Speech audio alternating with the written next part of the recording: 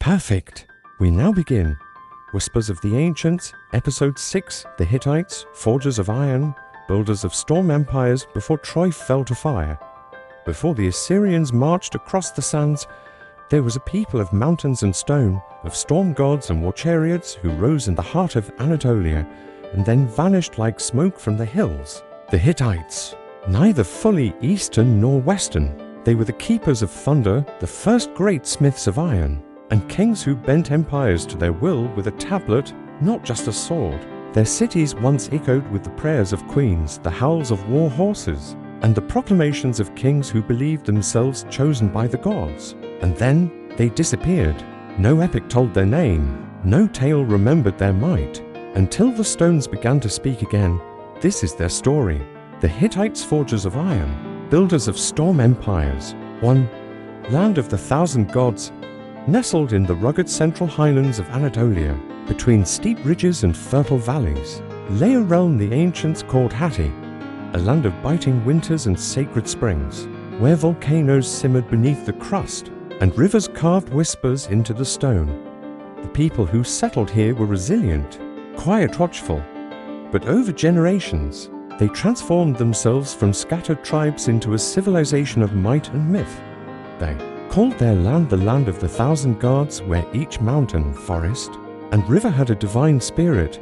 In Hittite hearts, the divine was everywhere, and their destiny was to harness it, too. The rise of a warrior king. Around c. 1650 BCE, a man named Hattusili I emerged from the mist of time. From the craggy city of Hattusa, he launched a campaign that would unite the fractured lands of Anatolia. Stone by stone, blood by blood, he carved an empire from the chaos. But Hattusili was not just a conqueror, he was a thinker, a record keeper. He left behind annals inscribed in cuneiform, detailing his triumphs, regrets, and pleas to the gods. He was a man torn between duty and divine wrath, between ambition and morality. The Hittite Empire was born not in splendor, but in the inner war of its first great king. 3. The sacred city of Hattusa. High upon the rocks of central Anatolia, Hattusa rose like a fortress of the gods, its cyclopean walls twisted with the land embracing temples, granaries, and sanctuaries carved into cliffs. At its heart stood the temple of the storm god, where offerings smoked on altars, and oracles whispered in the wind. Hattusa was not just a capital, it was a cosmic axis, a point where gods and men met. Its gates were guarded by lions, sphinxes, and double-headed eagles. Each threshold was a boundary between the sacred and the profane. And as Hattusa rose, so did the prestige of the Hittites. 4. Diplomacy in stone. Unlike many of their neighbors, the Hittites wielded not just the blade, but the pen. They became masters of diplomacy, drafting detailed treaties, complex legal codes, and interdynastic marriages. The most famous, the Treaty of Kadesh c. 1259 BCE, signed between Ramesses II of Egypt and Hattusili III of Hatti. It was the world's first known peace treaty, etched in Akkadian on clay, its terms as intricate as any modern accord. This treaty ended decades of warfare and proved that in a world of empires, words could wield power equal to armies. 5. The Iron Secret. To the world's astonishment, the Hittites did something revolutionary.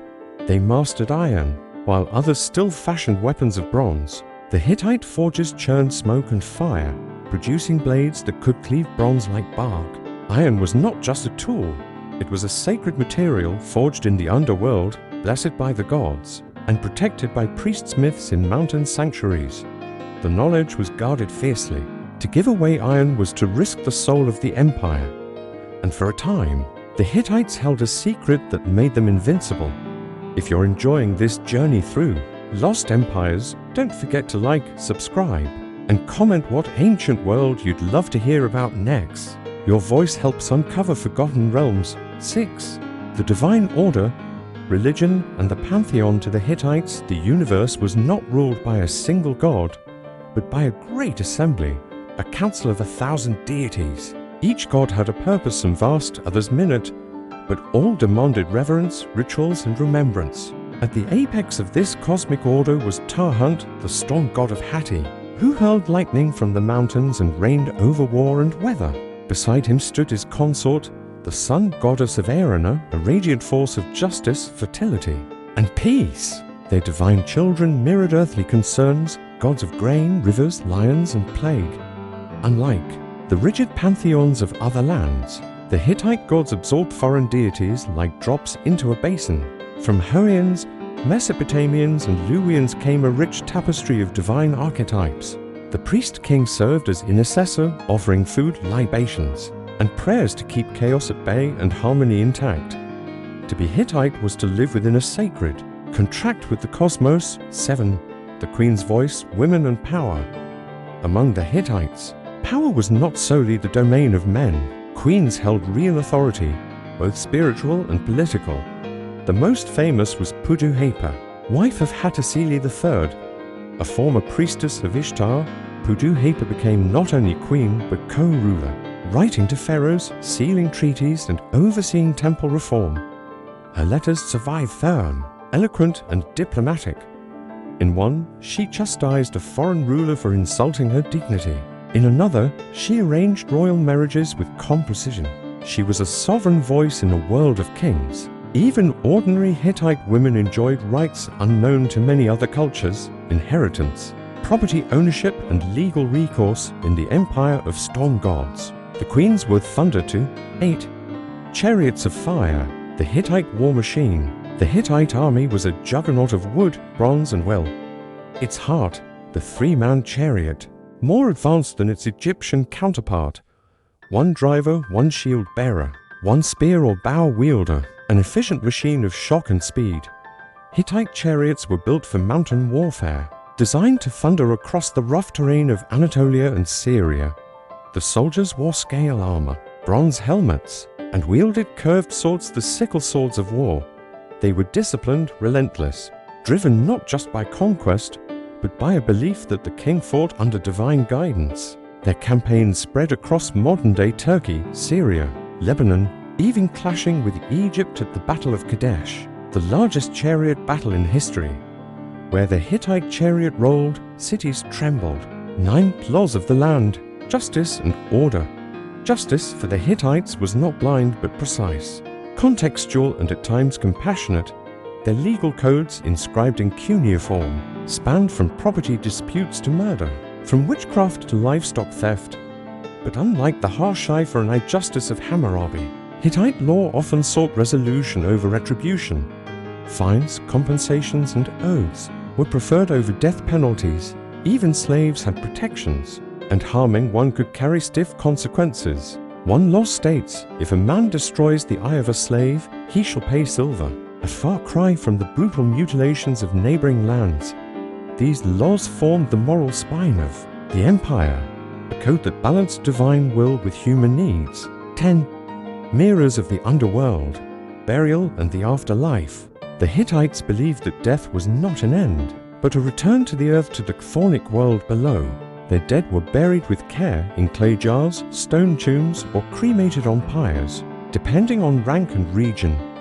Funeral rituals involved offerings of bread, wine, and incense, ritual laments, and invocation of the ancestors. The kings were believed to become gods upon death, joining the pantheon in the afterlife, interceding for the living from beyond. Even commoners could be honored if their deeds in life echoed loudly enough. In Hittite cosmology, the dead were not forgotten, they were remembered and revered, part of the eternal contract between earth and sky. 11. The web of trade, bronze, tin, and empire. The Hittites were not isolated warlords, they were merchants, diplomats, and bridge builders. Nestled in the heart of Anatolia, they controlled vital trade arteries, routes that funneled copper from Cyprus, tin from the east, and transformed them into bronze, the lifeblood of the age. They traded with Egypt, Babylon, Mycenaean Greece, and kingdoms lost to time. Among their exports, grain, horses, textiles, and finely crafted metalwork. Among their imports, cedar wood, silver, gold, luxury goods, and ideas. Their cities like Hattusa, Keshuwatna, and Karchemish became cosmopolitan hubs where languages blended, gods intermingled, and ambassadors passed beneath lion gates, from their throne rooms to their forges. The Hittites were a civilization tied not only by conquest, but by commerce and cultural diplomacy. 12. The pen and the blade, diplomacy and treaties. The Hittites were warriors, yes, but also statesmen of great skill. One of their greatest achievements, the world's first known international peace treaty, the Treaty of Kadesh, signed with Pharaoh Ramesses II. It wasn't just a pact, it was etched in stone and sealed with divine witness. The two great empires, exhausted by war, agreed to respect each other's borders, return prisoners, and aid one another against rebellion. Copies survive in cuneiform on clay and hieroglyphs on Egyptian temples, a bilingual monument to diplomacy. The Hittites also maintained an intricate system of vassal states, ruled through treaties, arranged marriages, and cultural exchange. Letters between kings preserved in archives reveal mutual flattery, veiled threats, and a dance of honor and power. In the empire of the storm god, the pen often struck as sharply as the sword. 13. The voice of the king, royal ideology. The Hittite king was no ordinary man. He was the servant of the gods, the protector of order, the father of the people. But unlike the god kings of Egypt or the divine right rulers of Sumer, the Hittite king ruled through duty, not divine blood. He was chosen by the gods but held accountable by them. He was judge, general, and high priest. He was often succeeded by his son, but succession wasn't always smooth. Court intrigue, coups, and assassinations were not uncommon in Hittite annals. Yet when a strong king ruled, like Suppiluliuma or Muwatallitu, the empire flourished. They sent gifts to distant lands, forged alliances, and extended their reach from the Aegean to the Euphrates. A king's reign was a reflection of his favor with the divine, and when that favor waned, so did his power. 14. Cracks in the stone, decline and collapse. By the 13th century BCE, the great lion gates of Hattusa stood proud, but shadows crept across the land. Plagues ravaged the population. Succession disputes tore at the throne. The empire stretched to thin its limbs, weary from decades of war. Then came the Sea Peoples, mysterious raiders from across the waters whose origin remains debated, but whose impact was undeniable.